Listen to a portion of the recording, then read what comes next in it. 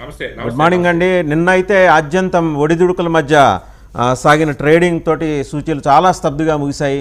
ఆ, ఆ, సెన్సెక్స్ అయితే 34.01 పాయింట్స్ దగ్గర నష్టం, 22,152 దగ్గర ముగిసింది. అలాగే నిఫ్టీ చాలా స్వల్ప లాభం, 1.10 పాయింట్సే, అండ్ ముగిసింది వచ్చేప్పటికి 21,930. అయితే ఈరోజు ద్రవ్య పరపతి సమీక్ష ఉండటం వల్ల ఇన్వెస్టర్స్ చాలా జాగ్రత్త పడ్డట్టుగా అనిపిస్తోంది. మీరేమంటారు? యాక్చువల్గా ఈ రోజు 11 o'clock ఆర్బీఐ రెపో రేట్ ఉన్నది. దాంట్లో పెద్ద చేంజెస్ అయితే ఏమీ వచ్చేటట్టుగా లేదు. చాలా మంది అనలిస్టులు అందరూ కూడా చెప్పిందే. ఆర్బీఐ బ్యాంక్స్ కూడా పెద్దగా దాంట్లో ఏమీ పెద్ద ఎక్స్పెక్టెడ్ పాయింట్స్ ఏమీ లేదు. యాజ్ టీజ్ గా ఉండే అవకాశం ఉంది కాబట్టి దాని ఇంపాక్ట్ ఏమీ పెద్దగా ఉండకపోవచ్చు అన్నది మనకు అంచనా. తర్వాత అది రిలీజ్ అయిన తర్వాత మార్కెట్ లో ఎటువంటి మూవ్మెంట్ ఉంటుందో చూసుకుని దాని ప్రకారం మనం ఆ మార్కెట్ మూవ్మెంట్ ప్రకారం కూడా వెళ్ళొచ్చు. యాక్చువల్ గా మీరు ఇందాక నోటిఫై చేసినట్టుగా నిన్నటి రోజున ఏదైతే మార్కెట్ గ్యాప్ అప్ లో ఓపెన్ అయినా మళ్ళీ సేమ్ యాజ్ ఇట్ ఈజ్ గా మళ్ళీ ఎక్కడికైతే ఓపెన్ అయిందో అక్కడికే మళ్ళీ మార్కెట్ డౌన్ ఒక 200 పాయింట్స్ డౌన్ ట్రెండ్ వచ్చిన తర్వాత కూడా నిఫ్టీ మళ్ళీ యాజ్ ఇట్ ఈజ్ గా యథావిధిగా మళ్ళీ 22,000 మార్క్ దగ్గర క్లోజ్ అవడం జరిగింది.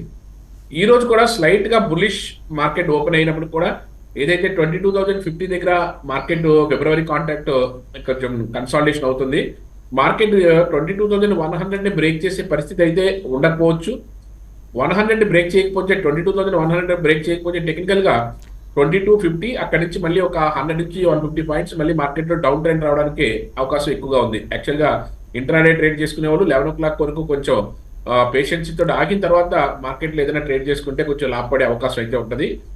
ఏది especially Nifty and bank Nifty కూడా అరౌండ్ 46,000 మార్క్ దగ్గర 46,200 దగ్గరే మార్కెట్ ట్రేడ్ అవుతుంది. 200 పైన సస్టైన్ అవుతే ఆల్రెడీ 300 లో ఉన్నది. ఇదే కానీ సస్టైన్ అవుతే మాత్రం మార్కెట్ లో ఇక్కడ నుంచి ఒక 400 పాయింట్ నుంచి 500 పాయింట్లు అప్ ట్రెండ్ వెళ్ళడానికి అవకాశం ఉంది. కానీ మార్కెట్ లో కొంచెం సస్టైనబిలిటీకి కొంచెం తక్కువగానే అవకాశం ఉంది. ఎందుకంటే అలాగని భారీగా కరెక్షన్ కూడా కాదు, కన్సాలిడేషన్ కి అవకాశం ఎక్కువగా ఉంది. ఎస్పెషల్లీ నిఫ్టీ బ్యాంక్ నిఫ్టీ అయితే కొంచెం ఒక 500 పాయింట్లు ఒక అప్ ట్రెండ్ వెళ్ళినప్పుడు కూడా నిఫ్టీ అయితే మాత్రం ఆల్రెడీ బాగా పెరిగి ఉన్నది కాబట్టి కన్సాలిడేషన్ అవడానికి ఎక్కువ అవకాశం అయితే ఉంది.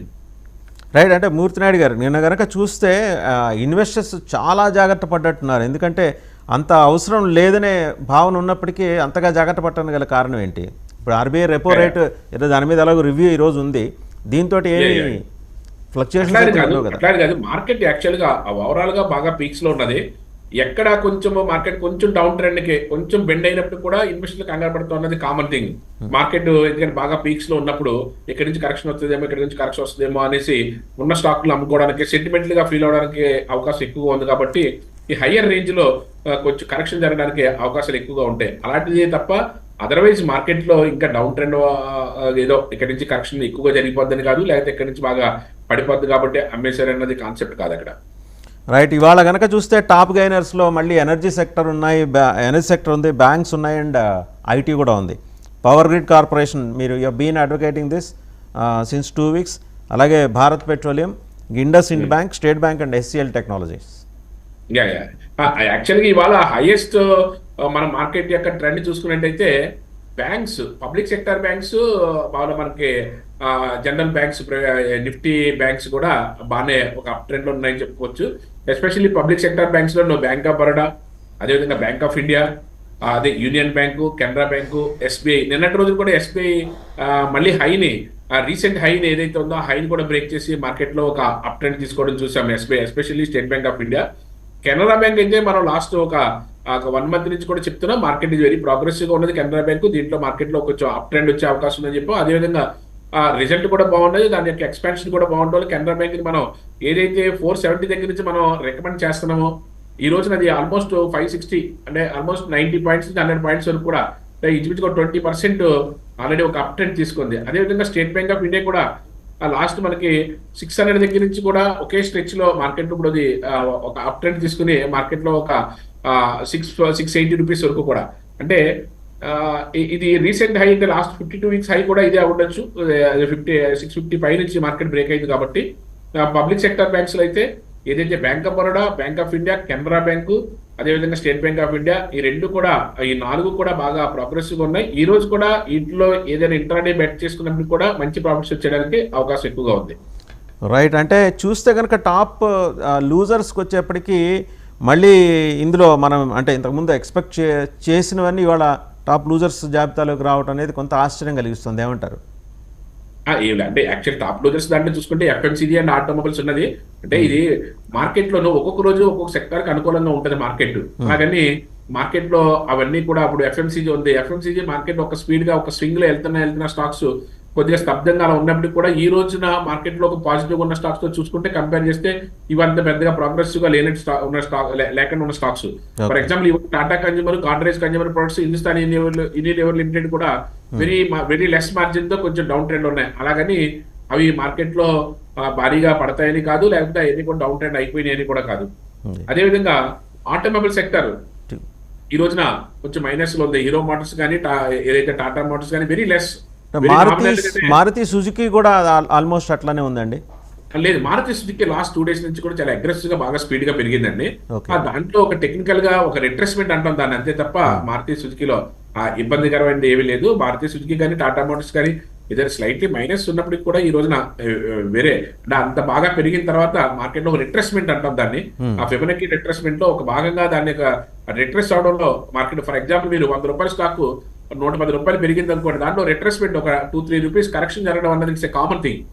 అలాగా మనం ఎక్స్పెక్ట్ చేయాలి తప్ప మారుతి కానీ, టాటా మోటార్స్ కానీ, టాటా డివిఆర్ కానీ, అదేవిధంగా మదర్సన్ సుమి మనం లాస్ట్ ఒక 3-4 సెషన్స్ క్రితం మనం కాంపోనెంట్ సంబంధించిన మదర్సన్ సుమి చెప్పుకున్నాం. దాంట్లో already 8 to 10% with in 2-3 days లోనే బాగా పెరగడం కూడా చూసాం మనం. రైట్. సో ఈ రోజు రికమెండేషన్స్ ఎలా ఉండబోతున్నాయండి? యాక్చువల్గా మార్కెట్ ఏదైతే 11 o'clock నుంచి కొంచెం మూమెంట్ వచ్చే అవకాశం ఉంది. But stock has an independent character. Stocks కి మనం దానికి ఇబ్బంది ఏమి లేదు. దాంట్లో మనం చెప్పిన బ్యాంక్స్ లోను ఏదైతే స్టేట్ బ్యాంక్ ఆఫ్ ఇండియా కూడా లాస్ట్ ఒక 2-3 days నుంచే చాలా స్పీడ్ గా పెరుగుతుంది. కెనరా బ్యాంక్ కూడా మనం ఈ రోజు ఇంట్రాడేలోనూ union bank, Canara bank, bank of Baroda ఇవన్నీ కూడా మార్కెట్ లో ఇంట్రాడేలో బెట్ చేసినా సరే మంచి ప్రాఫిట్స్ వచ్చే అవకాశం ఉంది. ఎస్పెషల్లీ ఐటీలోను నిన్నటి రోజున టీసీఎస్ లాంటిది, ఇన్ఫోసిస్ లాంటిది కొంచెం రిట్రెస్మెంట్ గురై ఈ రోజున మళ్ళీ టేక్ ఆఫ్ అవుతున్నాయి. ఇన్ఫోసిస్ కానీ, ఎల్టీటీఎస్ కానీ, ఇన్ఫోసిస్ కానీ, ఎంఫోసిస్ కానీ ఇవన్నీ కూడా ఆల్రెడీ హెచ్సిఎల్ టెక్, టీసీఎస్ బాగా పెరిగి ఉన్నాయి కాబట్టి ఐటీ సెక్టర్ ఇవాళ బాగుంటుంది కాబట్టి ఇంకా పెరగడానికి మూమెంట్ ఇస్తున్నటువంటి ఇన్ఫోసిస్, అదేవిధంగా ఎంఫోసిస్, ఎల్టీసీసీ లేకపోతే విప్రో వీటిలో ఈ రోజున ఇంట్రాడే ట్రేడ్ చేసుకునే వాళ్ళు ఐటీ సెక్టర్ దానికి సంబంధించిన దాంట్లో కూడా బెట్ చేసుకోవడానికి అవకాశం ఉంది. ఇంకొకటి ఎస్పెషల్లీ ఫార్మా సెక్టర్ ఈ రోజు ప్లస్ లోనే ఉంది. అందులోనూ మనం ఏదైతే బ్రేక్అవుట్ వచ్చిన స్టాక్స్ లో చూసుకుంటే ఇప్కా ల్యాబ్స్, ఇప్కా ల్యాబ్స్ ఒకటి మార్కెట్ లో ఈ రోజు ఇంట్రాడేలో మీరు తీసుకోవచ్చు. పొజిషనల్ గా కూడా మార్కెట్ లో టేక్ ఆఫ్ అవడానికి అవకాశం ఎక్కువగా ఉంది. అదేవిధంగా జైడస్ లైఫ్ ఒకటి మార్కెట్ లో ఫార్మా కంపెనీ సంబంధించి ఇది కూడా ప్రోగ్రెసివ్ ఉంది. Already Aurobindo and Lupin, Alkem already market లో ఒక రేంజ్ లో ఉన్నాయి. వాటితో పాటుగా ఇవి కూడా మార్కెట్ లో టేక్ ఆఫ్ తీసుకోవడానికి మంచి మూవ్మెంట్ అయితే ఇస్తుంది. ఎస్పెషల్లీ ఈ రోజు మనం రికమెండ్ చేయదగ్గ స్టాక్స్ లో ఫార్మాలో Ipca labs and Torrent pharma ఈ రెండు కూడా మార్కెట్ లో ఒక టేక్ ఆఫ్ తీసుకుని ముందుకెళ్ళడానికి అవకాశం ఉంది. అది పొజిషనల్ గా కూడా టొరంటో ఫార్మా అయితే గడిచిన 2 weeks గా కూడా బానే ఉంది కదండి. ఏదండి టొరంటో ఫార్మా? టొరంటో ఫార్మా మనం ఒక 1 week నుంచి 2 weeks నుంచి మనం చెప్తున్నాం. యాక్చువల్గా మార్కెట్ ఇది ఒక టేక్ ఆఫ్ అవుతుంది, ఒక బ్రేక్అవుట్ వస్తుంది, దాంట్లో మనకి మార్కెట్ లో మూవ్మెంట్ వచ్చే అవకాశం ఉంది. దాన్ని మనం హ్యాపీగా అక్యుములేట్ చేసుకోవచ్చు అన్న విషయాన్ని కూడా మనం చెప్తున్నాం. రైట్. ఇంకా టాప్ రికమెండేషన్స్ వచ్చేప్పటికి అల్ట్రాటెక్ 177.75 పాయింట్స్ దగ్గర మంచి సర్జీ తోటి సిగ్నిఫికెంట్ సర్జీ కనిపిస్తుంది కదా, ఇది దిస్ కెన్ బి రికమెండెడ్. యాక్చువల్గా ఏంటంటే అల్ట్రాటెక్ సిమెంట్ ఈ రోజు కొంచెం మూమెంట్ టేక్ ఆఫ్ తీసుకోవడానికి అవకాశం ఎక్కువగా ఉంది. యాక్చువల్గా బ్రేక్అవుట్ అదైతే 10,250 దగ్గర అంటే స్టాక్ కొంచెం ప్రైస్ ఎక్కువగా ఉన్నది అని అనిపిస్తూ ఉంటుంది. కానీ ఇది మనం యాక్చువల్గా మనం రికమెండ్ చేసినప్పుడు డిసెంబర్ ముందు జనవరి 1st week లో మనం రికమెండ్ చేసినప్పుడు 8,800, 8,900 రూపీలో మనం అరౌండ్ 9,000 రూపీస్ దగ్గర మనం రికమెండ్ చేయడం జరిగింది. అంటే ఇది పర్సెంటేజ్ ప్రకారం చూడాలి తప్ప స్టాక్ ప్రైస్ ఎక్కువ ఉన్నది అనేది కాకుండా ఇన్వెస్ట్ చేసుకోగలిగితే ఇది యాక్చువల్గా మల్టిపుల్ వేస్ లో మనకు మార్కెట్ లో అద్భుతమైన రేట్ ఇచ్చే అవకాశం ఉంది. ఇది 9,000 నుంచి 10,250 నడుస్తుంది. ఆల్రెడీ 10 to 12% ఆల్రెడీ మార్కెట్ లో ఒక హైప్ వచ్చింది. ఇది అంటే సిమెంట్ ఇండస్ట్రీ దానికి సంబంధించింది అయితే మనం ఏసీసీ కానీ లేదా అంబుజా సిమెంట్ కానీ అల్ట్రాటెక్ సిమెంట్ కానీ మనం రికమెండ్ చేస్తున్నాము. వాటిలో భాగంగానే అల్ట్రాటెక్ సిమెంట్ లో కూడా ఒక సిప్ మోడల్ ఎక్యుమిలేట్ చేస్తూ any dip you can buy అన్న దాంట్లో అల్ట్రాటెక్ సిమెంట్ కూడా తీసుకోవచ్చు. ఎందుకంటే మంచి ప్రోగ్రెసివ్ గా ముందుకెళ్ళడానికి ఒక 6 months నుంచి 1 year కి బెట్ చేయగలిగితే మాత్రం మంచి అంటే profit వచ్చే మూర్తి నాయుడు గారు యాజ్ రైట్లీ సెడ్ ఇది కొంచెం ప్రైస్ వచ్చేప్పటికి లిటిల్ బిట్ హై ఉన్నట్టు 10,250 దగ్గర Yes, ఉన్నట్టు. yes. అంటే మనం ఏదైనా ఇన్వెస్ట్మెంట్ పాయింట్ ఆఫ్ వ్యూలో చూస్తాం తప్ప ప్రైస్ తో పెద్ద వేరియేషన్ సంబంధం లేదు. యాక్చువల్గా మీరు ఒక 1 lakh పెడదాం అనుకున్నారు అనుకోండి, దాంట్లో ఇందులో 1 share 2 shares తీసుకోవచ్చు. తర్వాత మళ్ళీ మీకు ఒక వెసులుబాటు వస్తే మళ్ళీ అక్యుములేట్ చేసుకోవచ్చు. Any dip you can buy అన్నట్టు. ఎందుకంటే ఒక ప్రతి ఇయర్ కూడా మినిమం 20 to 25% రిటర్న్ ఇస్తూ ముందుకెళ్ళినటువంటి స్టాక్ ఇది. రైట్. కాబట్టి సిమెంట్ ఇండస్ట్రీ కానీ కన్స్ట్రక్షన్ కానీ ఎక్విప్మెంట్ కానీ పెట్టాలనుకునే వాళ్ళ దాంట్లో ఇది ఎక్స్ట్రాడినరీ స్టాక్ అండి. రైట్. ఇక జేఎస్డబ్ల్యూ స్టీల్ కూడా మంచి సర్చ్ తోటి వెళ్తుంది. టెక్నికల్ పాయింట్ ఆఫ్ వ్యూ చూసుకుంటే మార్కెట్ ఇది ఒక డిసెంబర్ దగ్గర నుంచి ఇది మనకి మార్కెట్ లో ఒక 750 760 దగ్గర నుంచి ఒకే స్టేజ్ లో ఇంచుమించుగా 860 వరకు కూడా, అంటే 100 పాయింట్ మార్కెట్ లో టేక్ ఆఫ్ తీసుకున్న తర్వాత ఒక టెక్నికల్ కరెక్షన్ జరిగింది ఒక 800 రూపీస్ వరకు. అక్కడి నుంచి మళ్ళీ టేక్ ఆఫ్ అవడానికి రెడీగా ఉంది. అదే ఇప్పుడు ఏదైతే 800 అబోవ్ నిన్నటి రోజున కూడా మనం 810 800 దగ్గర నుంచి మనం రికమెండ్ చేస్తున్నాము. ఇప్పుడు 830 ఉంది. Any dip you can buy and hold. Very shortly it's 900 పైకి ఇది మార్కెట్ లో టేక్ ఆఫ్ తీసుకుని ముందుకెళ్ళడానికి అవకాశం ఉంది. ఎందుకంటే స్టీల్ ఇండస్ట్రీకి సంబంధించి especially Tata steel last 3-4 days back కూడా మనం రికమెండ్ చేసుకోవడం జరిగింది. అది కూడా మంచి బ్రేక్అవుట్ వచ్చి ముందుకెళ్తుంది. స్టీల్ ఇండస్ట్రీ అంటే సెక్టోరియల్ రొటేషన్ లో భాగంగా ఇప్పుడు స్టీల్ ఇండస్ట్రీ బాగున్నది కాబట్టి ఈ రోజు జేఎస్డబ్ల్యూ స్టీల్ నుంచి మార్కెట్ లో టేక్ ఆఫ్ తీసుకున్నది. ఇదైతే టాటా స్టీల్ అయితే మనం 130 రూపీస్ 136 రూపీస్ కూడా మనం కూడా ఒక ఇన్వెస్ట్మెంట్ పాయింట్ ఆఫ్ వ్యూలో చెప్పినప్పుడు కూడా మనం 130 రేంజ్ లో టాటా స్టీల్ కూడా తీసుకోమన్నాం. ఈ రోజు 140 145 నడుస్తుంది. ఇంకా మార్కెట్ లో టాటా స్టీల్, అదేవిధంగా జేఎస్డబ్ల్యూ స్టీల్, అదేవిధంగా SAIL authority of India, steel authority of India, SAIL, ఈ మూడు కూడా లాస్ట్ మనం 3-4 days నుంచి చెప్తున్నాము. సెయిల్ అథారిటీ ఆఫ్ ఇండియా కూడా 125 రూపీస్ నుంచి ఈ రోజు 150 రూపీస్ వరకు నడుస్తుంది. ఈ స్టీల్ సెక్టార్ రొటేషన్ లో స్టీల్ ఇండస్ట్రీ కూడా మళ్ళీ టేక్ ఆఫ్ అవుతుంది లాస్ట్ 1 or 2 weeks నుంచి. జేఎస్డబ్ల్యూ స్టీల్ అయితే మాత్రం నిన్నటి నుంచే అయితే మార్కెట్ లో మూవ్మెంట్ వచ్చింది జేఎస్డబ్ల్యూ స్టీల్కి. దాంట్లో కూడా మంచి హోల్డ్ చేసుకోవచ్చు. ఇది కూడా ఒక 6 months నుంచి 1 year బెట్ చేయగలిగితే మంచి ప్రాఫిట్స్ వచ్చే అవకాశం ఉంది. రైట్. ఇంకొకటి ఎస్కేఎఫ్ ఇండియా కూడా చూస్తే 4,600 రూపీస్ తోటి ప్రైస్ బాగుంది. అలాగే 92 పాయింట్స్ సర్జ్ కనిపిస్తుంది. లేదు ఎస్కేఎఫ్ ఇండియా అన్నది ఒక 4-5 months గా బాగా కన్సాలిడేషన్ మోడ్ లో ఉండి ఒక టేక్ ఆఫ్ అయింది. ఇది అంటే గతంలో ఒక 5,400 రూపాయల వరకు ఉండి సెప్టెంబర్ అక్టోబర్ లో 5,400 5,500 దగ్గర ట్రేడ్ అయ్యే స్టాక్ ఒక కరెక్షన్ గురై ఈ రోజున 4,500 వరకు వచ్చి ఇక్కడ కన్సాలిడేషన్ అయిన తర్వాత ఇప్పుడు 4,700 దగ్గర టేక్ ఆఫ్ అవుతుంది. ఈ టేక్ ఆఫ్ అయ్యేటప్పుడు ఇది ఆటోమొబైల్ ఎక్విప్మెంట్స్ ఇంజనీరింగ్ సంబంధించిన కంపెనీ కాబట్టి ఇలాంటి ఇంట్రెస్ట్ ఉన్న వాళ్ళు ఇక్కడ నుంచి టేక్ ఆఫ్ అవుతుంది కాబట్టి ప్లస్ ప్రైస్ వచ్చి 4,700 రూపీస్ ఉంటుంది. అంటే మనకి సెక్టార్ ఇండస్ట్రీ దాని మీద ఇంట్రెస్ట్ ఉంటే ప్రైస్ పెద్ద ఇష్యూ కాదు. ఇక్కడ నుంచి ఇది కూడా మార్కెట్ లో టేక్ ఆఫ్ తీసుకుంటే మళ్ళీ 5,500 మళ్ళీ బ్రేక్ చేసుకుని, అంటే సుమారుగా ఇక్కడ నుంచి ఒక 800 నుంచి 1000 పాయింట్లు బ్రేక్ చేసుకుని ముందుకెళ్ళడానికి ఒక 6 months to 1 year గ్యాప్ లో టేక్ ఆఫ్ అయింది కాబట్టి మార్కెట్ లో ఒక మంచి మూవ్మెంట్ రావడానికి అవకాశం అయితే ఎక్కువగా ఉంది. రైట్. అనదర్ అంటే డిఎల్ఎఫ్ కూడా 30 పాయింట్స్ తోటి డిఎల్ఎఫ్ నిన్నటి రోజున మనకి ఏదైతే రిజల్ట్ ఓరియంటేషన్ ఉండే ఏదైనప్పుడు కూడా మనకి ఒక బ్రేక్అవుట్ ఏదైతే 800 810 850 వరకు వెళ్ళిన తర్వాత ఇది January 15th ఆ రేంజ్ లోను మనకి అక్కడి నుంచి మార్కెట్ లో కరెక్షన్ తీసుకుని మార్కెట్ లో ఒక 50 నుంచి ఒక 80 పాయింట్ల వరకు మార్కెట్ లో కరెక్షన్ తీసుకుని అక్కడి నుంచి మళ్ళీ టేక్ ఆఫ్ అవుతున్న క్రమంలో 800 దగ్గర బ్రేక్అవుట్ వచ్చింది. టెక్నికల్ బ్రేక్అవుట్ చూసుకున్నా ప్లస్ ఏంటంటే ఫండమెంటల్ గా చూసుకున్నా మార్కెట్ లో చాలా ప్రోగ్రెసివ్ గా ఉన్నటువంటి కంపెనీ డిఎల్ఎఫ్. లాస్ట్ నవంబర్ లో చూసుకుంటే ఇది 550 రూపీస్ ఉన్నది, ఈ రోజు 800 రూపీస్ ఉన్నది. అంటే మంచి ప్రోగ్రెసివ్ గా day on day higher highs తీసుకుంటూ మార్కెట్ లో చిన్న కరెక్షన్ జరిగినప్పుడు కూడా అది టెక్నికల్ గా ఒక రిట్రెస్మెంట్ తప్ప మార్కెట్ లో అయితే డిఎల్ఎఫ్ అయితే లాస్ట్ 1 year గా మాత్రం చాలా ప్రోగ్రెసివ్ గా ఉన్నది. యాక్చువల్ గా ఏదైతే మనకి 500 రూపీస్ ఏదైతే ఎప్పుడైతే బ్రేక్అవుట్ చేసిందో అక్టోబర్ దగ్గర నుంచి అక్కడి నుంచి మార్కెట్ లో ఒక స్వింగ్ లో 800 రూపీస్ వరకు అంటే అబౌట్ 25 to ఒక 50% మార్కెట్ లో ఇది రిటర్న్ ఇచ్చింది. మంచి కంపెనీ ప్లస్ మంచి క్యాపిటలైజేషన్ ఉన్న కంపెనీ, అదే కన్స్ట్రక్షన్ అండ్ ఎక్విప్మెంట్ దాంట్లో మంచి ప్రోగ్రెసివ్ గా వెళ్తున్నటువంటి కంపెనీ, నోన్ కంపెనీ. ఇలాంటి వాటిలో కూడా మనం ఇన్వెస్ట్ చేసుకోవచ్చు. యాక్చువల్గా ఏదైతే construction equipments cement industry steel industry అలాంటి వాటిలో ఎవరైతే ఇన్వెస్ట్ చేయడానికి బాగా ఇంట్రెస్ట్ ఉంటారో ఆ సెక్టార్ వాళ్ళు ఇన్వెస్ట్ చేయడానికి అయితే మంచి ప్రాఫిట్. జనరల్ గా కూడా మనం ఏదైతే కన్స్ట్రక్షన్ దాంట్లో కూడా మనం కూడా పెడదామని అనుకున్న దాంట్లో డిఎల్ఎఫ్ కూడా ఒక మంచి కంపెనీ. రైట్. అదాని గ్రీన్ కూడా బాగానే ఉన్నట్టుందండి. అంటే చూస్తే 144 పాయింట్స్ సర్జ్ కనిపిస్తుంది. యాక్చువల్ గా అదాని గ్రూప్ లో కంపెనీలో అదాని దాంతో పాటు ఇది కూడా చాలా కొంచెం స్తబ్దంగానే ఉండిపోయింది లాస్ట్ ఒక 4-5 months. ఏప్రిల్ నుంచి ఏప్రిల్ నుంచి డిసెంబర్ వరకు కూడా పెద్దగా మూమెంట్ లేకుండా అక్కడే ఆగిపోయినటువంటి స్టాక్ ఈ అదాని గ్రీన్. ఎప్పుడైతే డిసెంబర్ లో ఒక మూమెంట్ వచ్చిందో మనం 1200 దగ్గర నుంచి 1150 1160 దగ్గర నుంచి మనం రికమెండ్ చేస్తున్నాము. అది అక్కడ నుంచి ఒక జస్ట్ ఒక 3 months బిట్వీన్ 3 months లోనే 1200 రూపీస్ నుంచి ఇప్పుడు 1800 దగ్గర ట్రేడ్ అవుతుంది. ఇక్కడ కూడా లాస్ట్ ఒక 2 weeks నుంచి ఒక కన్సాలిడేషన్ అయిన తర్వాత 1760 ఆర్ 1780 దగ్గర నుంచి ఒక బ్రేకప్ వచ్చి మార్కెట్ లో టేక్ ఆఫ్ అవుతుంది. అరౌండ్ 1800 దగ్గర మీరు ఆల్రెడీ ఉన్నా సరే హోల్డ్ చేసుకోవచ్చు, లేకపోతే ఇంకా ఎక్విప్మెంట్ చేయాలనుకున్నా సరే 1800 దగ్గర ఎక్విప్మెంట్ చేస్తే మంచి రిటర్న్స్ ఇవ్వడానికి ఇది ప్రోగ్రెస్ ఉన్నటువంటి కంపెనీ అదాని గ్రీన్. రైట్. మూర్తి గారు, అంటే మరి కాసేపట్లో ప్రకటన చేయబోతోంది రిజర్వ్ బ్యాంక్ ఆఫ్ ఇండియా. ఈ ద్రవ్య పరపతి సమీక్ష జరిగిన తర్వాత వడ్డీ రేట్లు ఏమైనా తగ్గే అవకాశం ఉందా? లేదు, దాంట్లో పెద్ద చేంజెస్ ఏమి అయ్యే అవకాశం అయితే ఏమీ లేదు. చేంజెస్ అవడానికి కూడా పెద్ద ప్రోగ్రెసివ్ గా ఎక్కడ కూడా న్యూస్ కూడా ఏం కనిపించలేదు. కాబట్టి మార్కెట్ లో కూడా పెద్ద మూమెంట్ దాని బేస్ మీద పెద్ద మూమెంట్ అయితే వచ్చే అవకాశం లేదు. నిన్నట్లాగానే ఈ రోజు కూడా యథావిధిగా కొంచెం కన్సాలిడేషన్ టు డౌన్ ట్రెండ్ ఉండే అవకాశం ఎక్కువగా ఉన్నది. ఒకవేళ ఏదన్నా మిరాకిల్స్ జరిగితే దాంట్లో ఏదైనా బ్రేక్అవుట్ వస్తే 21,100 పైన మార్కెట్ నిఫ్టీ సస్టైన్ అవడం కానీ 46,300 పైన ఏదైతే 200 and 300 పైన బ్యాంక్ నిఫ్టీ సస్టైన్ అయినా మార్కెట్ లో ఒక మూవ్మెంట్ వచ్చే అవకాశం అయితే ఉంది. మోస్ట్లీ ఏదైనా సడన్ స్పైక్ ఏదైనా వచ్చినప్పుడు కూడా కన్సాలిడేషన్ అయ్యి మార్కెట్ లో కొంచెం డౌన్ ట్రెండ్ రావడానికి ఎక్కువ అవకాశం ఉంది. కాబట్టి మార్కెట్ లో ఇన్వెస్టర్స్ కొంచెం కాషియస్ గా దీంట్లో ఉంటే కొంచెం దాంట్లో అలర్ట్ గా ఉన్నట్టు ఉంటుంది.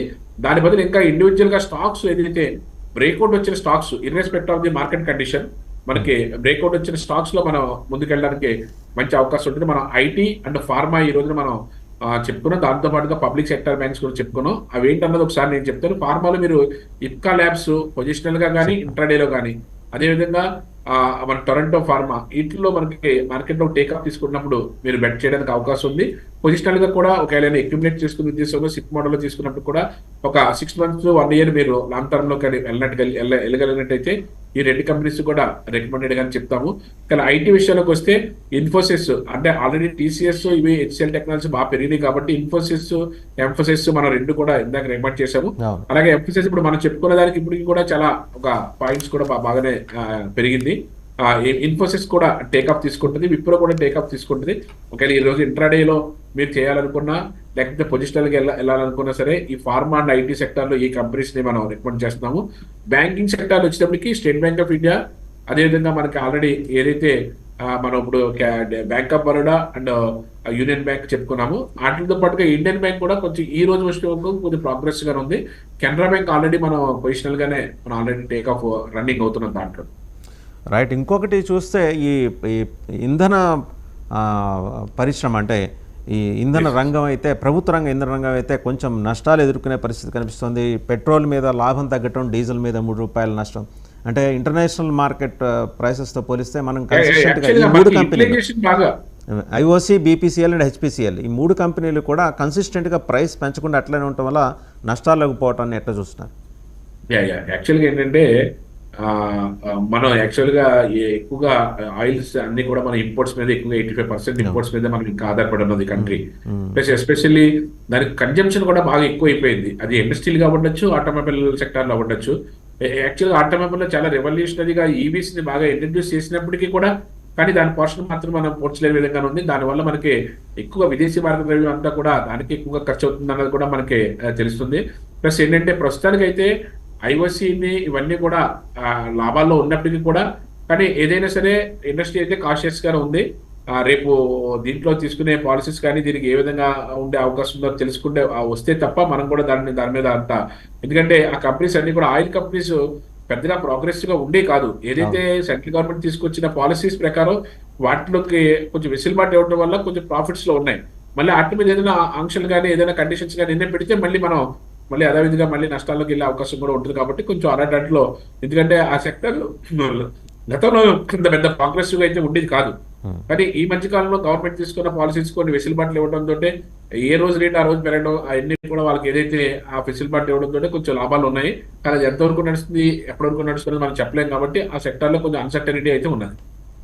అంటే అపార్ట్ ఫ్రమ్ దిస్ అంటే ఎలా ఈవీ కన్సంప్షన్ కూడా బాగా పెరిగిందండి, ఈవీ వెహికల్స్ అయినా కూడా ఎందుకని అంటే ఇప్పుడు అవసరానికి తగ్గట్టుగా ఈవీస్ ని కూడా మనం ఇంకా అడాప్ట్ చేసుకోలేకపోతున్నాం. ఈ రోజున ఆల్మోస్ట్ 4 వీలర్స్ లోనూ మహా అయితే కొద్ది పర్సెంటేజ్ ప్రకారం 10% లోపే ఉన్నాయి ఇంకా వెహికల్స్. 4 వీలర్స్ కూడా కంప్లీట్ గా అండ్ పబ్లిక్ ట్రాన్స్పోర్ట్ కూడా కంప్లీట్ గా ఈవీ అయిపోయిన రోజునే మనం ఈ కన్జంప్షన్ నుంచి ఎంతో కొంత మనం సేవ్ చేసిన వాళ్ళు అవుతాం. ఎందుకంటే మన యొక్క మెజారిటీ ఆఫ్ ద ఈ కరెన్సీ అంతా కూడా మనకు వస్తున్నటువంటి విదేశీ మార్కెట్ అవి అంతా కూడా ఈ ఫారెన్ నిల్వ అన్ని కూడా కరెన్సీ నిల్వ ఏదైతే డిపాజిట్స్ అన్ని కూడా కేవలం 85% దీనికి వెళ్ళిపోతుందంటే మనం అయినప్పుడు కూడా గవర్నమెంట్ చాలా ఈవీ వెహికల్స్ ని ఎంకరేజ్ చేస్తున్నప్పుడు కూడా దానికి తగ్గట్టుగా బ్యాటరీ పాయింట్ ఆఫ్ వ్యూలో కూడా ఇంకా చిన్న చిన్న మహారాష్ట్రలోనే ఉందని చెప్పుకోవచ్చు. ఆల్మోస్ట్ వాళ్ళు చాలా వరకు కూడా పెద్ద కంపెనీస్ చాలా వరకు కూడా దాన్ని బ్రేక్అవుట్ చేసి లాస్ట్ ఇయర్ కి ఉన్న దాంట్లో 100 నుంచి 1000% చేంజెస్ తీసుకొచ్చిన బ్యాటరీస్ లో కూడా ఎక్కువ రన్నింగ్ కెపాసిటీ ఉండేటట్టుగాను, దాంట్లో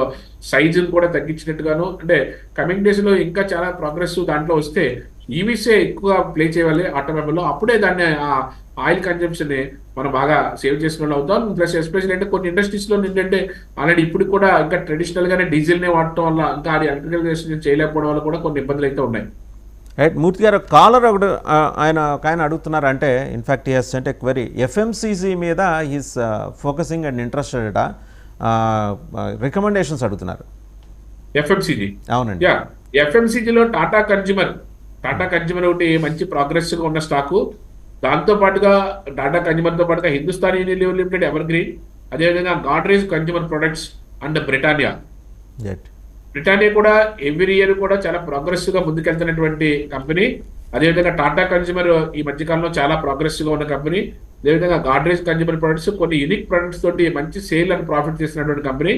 అదేవిధంగా హిందుస్థాన్ యూనిలివర్ లిమిటెడ్ మనకి తెలిసిందే ఎవర్ గ్రీన్ కంపెనీ. ఎక్కువ సుమారు 5 లక్షల నుంచి 6 లక్షలు క్యాపిటలైజేషన్, అంటే ఒక బ్యాంక్ కూడా మెయింటైన్ చేయలేనంత అంత టర్న్ ఓవర్ తోటి అంత క్యాపిటలైజేషన్ తోటి ముందుకెళ్తున్నటువంటి కంపెనీ హిందుస్థాన్ యూనిలివర్ లిమిటెడ్. వీటిలో మీ ఇన్వెస్ట్మెంట్ సేఫ్ అండ్ ప్రోగ్రెసివ్ గా ఉండే స్టాక్స్ కూడా అన్ని కూడా. రైట్ మూర్తి నాయుడు గారు, థ్యాంక్